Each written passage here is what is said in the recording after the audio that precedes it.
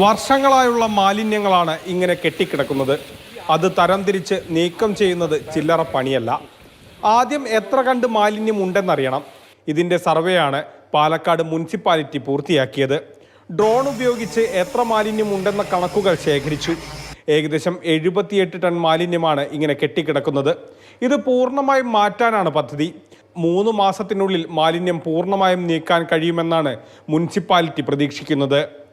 നമുക്ക് ഈ ആഴ്ച തന്നെ സാങ്കേതിക അനുമതി ലഭിക്കും. സാങ്കേതിക അനുമതി വെച്ചാൽ നമ്മൾ നേരെ ബിഡിംഗ് പ്രോസസ്സാണ്. ബിഡിംഗ് പ്രോസസ്സ് നമുക്ക് ഒരാഴ്ചക്കകം നമ്മൾ ബിഡിംഗ് പ്രോസസ്സിലേക്ക് കടക്കും.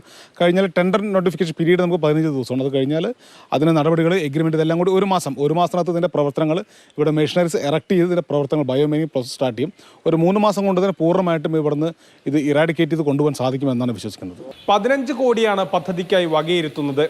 KSWMP ഏറ്റെടുത്ത് നടപ്പാക്കുന്നതിൽ ഏറ്റവും വലിയതാണ് പാലക്കാട്ടെ പദ്ധതി. 78 ടൺ മാലിന്യങ്ങളും മാറ്റിയാൽ പാലക്കാട്ടെ തീരാ തലവേദനയാണ് എന്നേക്കുമായി ഇല്ലാതാവുക.